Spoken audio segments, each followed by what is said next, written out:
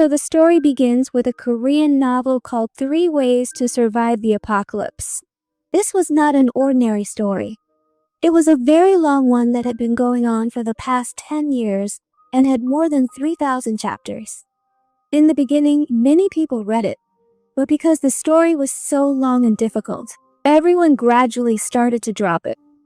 In the end, only one reader was left who was also reading its final chapter, and his name was Kim Dakya. Dakya was a simple guy who lived his life alone. From middle school until now, whenever problems arose in his life, whether it was school bullying, college problems, or job stress, this novel had encouraged him. The story of this novel was about a hero named Yoo Jong-yuk. Yoo Jong-yuk had the power of regression, meaning he could go back in time after dying so that he could save the world from destruction. Dakya liked this story because Yoo Jong-yuk's struggle gave him the courage to survive his boring life. On the day this novel was about to end, Dakya was on the subway, going home from his office. When he read this final chapter, he felt a little sad because its ending was very harsh. Only the hero survived, while everyone else died. Dakya was so angry at the ending that he wrote a comment to the author saying that it was an incredibly terrible ending. Surprisingly, the author replied and thanked him, also telling him that he was the only reason the author was able to complete the novel. Thank you for reading this novel, and if you didn't like the ending, you can write the ending yourself. Dakya didn't understand his words at all, but then, as soon as it turned 7, the train jolted, and suddenly the world here changed. The lights here flickered, and the smartphone signals were gone. A message started echoing in the train that the planetary system's free service had ended and the paid service had now begun. Everyone was confused. No one understood anything. At this time, a small creature came floating in the air, who called himself a Dakabi. Because he had read the novel, Dakya knew about this creature. The Dakabi told all the scared passengers that their peaceful life was over and now they would have to prove their worth to survive. Everyone thought this was a joke, so to make them believe, this creature blew off the head of a man standing there. Seeing this, a stampede broke out on the train. The Dakabi told everyone that this was not a joke and that they would now be given their first mission. In the next 10 minutes, they had to kill any living organism. Meaning, you have to kill any living thing. And if you fail to do so, I will kill you after 10 minutes. Some froze right there out of fear, while some people started killing others to keep themselves alive. The only one standing relaxed here was Dakya. He understood that this was the same scene with which the novel began. Now, because he had read the novel and this whole situation was linked to that novel, Dakya already knew about all the upcoming situations. He also knew that the mission this time was to kill any living organism, not to kill humans. Dakya saw a child here who had a box full of many ants. He immediately went to the child, took a container from him, killed an ant, and also handed an ant to his coworkers standing nearby to kill. Dakya was the first person to kill an ant, so an announcement was made that Dakya had received 300 coins. It turns out that in this world, coins are everything with which people can buy any item to increase their strength and for their defense. At this time, Dakya noticed that everyone had stopped killing humans. But there was still one boy who was attacking an old woman and trying to kill her. Dakya understood that this was Namwoon, a character from the novel who loves to fight. Dakya wanted to save the old woman, but he didn't have enough strength to fight Namwoon. Then he remembered that here he could buy anything, even strength. So he opened his status window and first used his coins to increase his strength. Suddenly, he started to feel his body become lighter and very powerful. With this newfound strength, Dakya beat Namwoon very badly. Then, while trying to save the lady, he put the insect in her hand for her to kill, but ended up killing it himself because she couldn't. His coins went up as the timer hit 0. It turns out that besides Dakya, his companion, and the child, no one else passed the mission, so the system eliminated them. The train was now filled with corpses. The Dakabi returned to the train and was very happy to see this bloodshed. He explains that those people sitting among the stars, who are enjoying all this like a movie or a drama, must have been very happy. Anyway, it is shown that the train now stops on the bridge, and suddenly a very terrifying monster flies out of the water and breaks the bridge. Now everyone would have fallen and died. But some people here managed to open the train door, and Dakia picked up the little child and started running on the broken bridge with all his companions. They thought they had been saved. But the danger was not over. The passengers who were killed in the previous round had turned into zombies and were now after them. They thought they were going to die. But then Dakia looked back. Junhyuk, who was the main hero of the novel, was fighting all these zombies with great ease. At that moment, when Junhyuk saw Dakia and his companions, he was shocked. He was a regressor. He had died and come back to life. He remembered everything that was going to happen here, and he had never before seen anyone escape from that train alive. That's why he grabbed Dakia and hung him off the bridge. Below, the monster was waiting for Dakia with its big mouth wide open. Junhyuk asked him, "Who are you, and how did you survive?" Dakia couldn't tell the truth that he had come into the novel from the outside world, so he lied that he had the power of prophecy, meaning the ability to see the future, and using that, he escaped. Dakia says, "Alright, if that's the case, then try to escape from this monster using your powers." As he says this, he throws Dakia into the monster's mouth. Dakia fell straight into the monster's stomach. It was dark all around. As soon as Dakia arrived, the acid in its stomach began to rise, and it would have burned and melted Dakia. Dakia didn't panic because he knew that there was a hidden system of DKB here as well. He contacted him and said, "I know your partner is a streamer and is looking for content. I'll make this segment so entertaining that people will watch it again and again, and it will rain coins on your partner's channel. But in return, he wants a cut of the profits." After a short argument, the KB agreed. This way, Dakia got some coins, with which he bought a thorny weapon and used it to kill the monster. After which, he cut open the monster's stomach and came out. Not only did he get out of there alive, but he had also acquired many special items along with a lot of coins.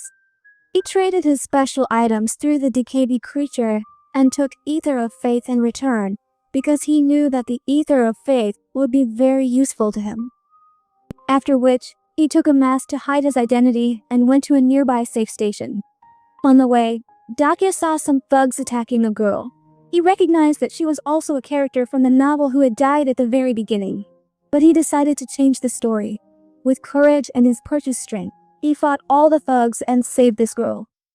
She thanks him for saving her life and decides to go with him. They arrive together at a station where they see that many other survivors were gathered there. But this station was run by a corrupt man. Outwardly, he showed everyone that he was helping them, but in reality, he was taking advantage of people. He would sell weak people as prey for monsters and earn coins to survive here. Dakia had already figured out that this man was deceitful when they tried to befriend Dakia and asked him to share his coins with the group. When Dakia flatly refused, the people here thought he was selfish. Dakia doesn't care about what anyone says because he knows that to save everyone, it's necessary to break this system. At this time, if Dakia had given his coins to everyone, none of them would have had to play in the next round. But Dakia tells them all that he won't give them coins, but he will clear the tunnel for them instead, so that you can go to the next levels. Dakia formed a small team here for this task. His teammates in this team were a soldier, the girl whose life he had just saved, or coworker, and also the little boy who previously had the insects. This child had the power to talk to insects. That's why Dakia knew that this child would be very useful to them. They descend into a dark tunnel where they encounter a monster called the ground rat, which is actually a demon. This fight was extremely dangerous. The monster attacked them with a poison that sent them into hallucinations. And they became trapped in their bad memories, the memories and moments of life that had always tormented them. The soldier had a vision of when he couldn't save his comrades in trouble in the army. He once saw the thugs who had attacked her. Similarly, everyone froze in fear upon seeing their own bad memories. But Dakia had a skill called the fourth wall. This skill protected his mind from emotions. This way, he saved himself from the hallucinations and illusions, after which he shouted and broke everyone else's illusions as well. As soon as they came to their senses, the team attacked again. Dakia bought white star pure energy from the shop, which made his weapon start to glow. Then he and He-Won attacked the monster together with this weapon and finished it off. As soon as they finished off this monster, they found a treasure chest containing many new weapons for them. Everyone divided the weapons among themselves, and Dakya got a broken sword. Everyone thought it was meaningless, but Dakya knew it was the best item. The Ether of Faith he had bought earlier was for this very purpose. As soon as he applies the Ether of Faith to this sword, it turns into light and becomes the Blade of Light. It becomes a weapon, a sword that could neither be broken nor could any enemy escape from it. After finishing this mission, they return to the station and immediately tell all the survivors the truth about the corrupt leader. Iwan, who had been wronged by that corrupt group, was burning with anger and a desire for justice. So she killed the corrupt leader and freed all the survivors. But there was no time to stop. They had to go to the next station, Chumoro, to keep up with the main scenario. When they reached Chumoro, the situation there was terrible. The scenario here was the green zone. To survive the night here, you had to stay inside the green-colored squares on the ground. But it was crowded, and green zones were very few. Here too, there was a strange man, like a landlord. He had taken control of many green zones and was giving them to everyone in exchange for coins. Now, anyone who couldn't pay would become prey for the monsters at night. Here, Dakya meets a high school girl who tells him that she is the hero student, meaning she's Junghyuk's student. She also tells him that Junghyuk has already left to kill the monsters. At this time, Dakya had a plan. He didn't want to fight this man here who was acting as a landlord. Instead, he thought of using him. For this, he offered the man a lot of coins and got him on his side. Seeing Doja's cleverness, the DKB made the game even more difficult. The aliens who were watching all this from above wanted even more drama, so the DKB reduced the number of green zones here. This was a trick to make people kill each other. At this time, people were even more panicked because the monsters attacked at the exact moment the green zone changed. This was straight up cheating. Dakya realized here that the way to survive was not to fight for the green zone, but to destroy it. If the zone no longer exists, the rules will break, and the game will stop. But this task was very risky. This idea doesn't seem that great to him, and he now looks towards the monsters. He thinks that if he just kills the boss of these monsters, this scenario will end much more quickly. But the boss here, the queen of all these monsters, was no ordinary monster. She was a terrifying dragon. In the original novel, this was the point where the hero, Junghyuk, would often die, and then he would have to go back in time and start from the first round. Remembering all this, Dakya realizes that if Junghyuk dies at this level, the world will reset, and Dakya and all his friends will die and disappear. Therefore, he must save Junghyuk so that they can clear all the levels of this game and return to their world. That's why Dakya entered the dungeon with his team, where he saw that Junghyuk was fighting the huge dragon alone and was losing. Now the dragon was starting to overpower Junghyuk because he was tired and badly injured. He was about to restart his life, but then Dakya shouted, "You must not give up." Junghyuk, seeing this, the dragon angrily breathed fire. But Dakya ate an item that allowed him to absorb all the fire, and he survived. He then attacked the dragon and told his other companions to join him. Trusting Dakya, they attacked with perfect timing. The soldier first blocked the dragon's attack with his shield. Then Dokja's co-worker tightly bound the dragon with her magical threads. Then the fighter girl leaped onto the flying dragon's back. She kept trying to strike the dragon from above but was failing. Junghyuk was watching all this from a distance. He had given up hope much earlier. But now, seeing all this, his courage returns, and he stands up and moves forward, raising his sword.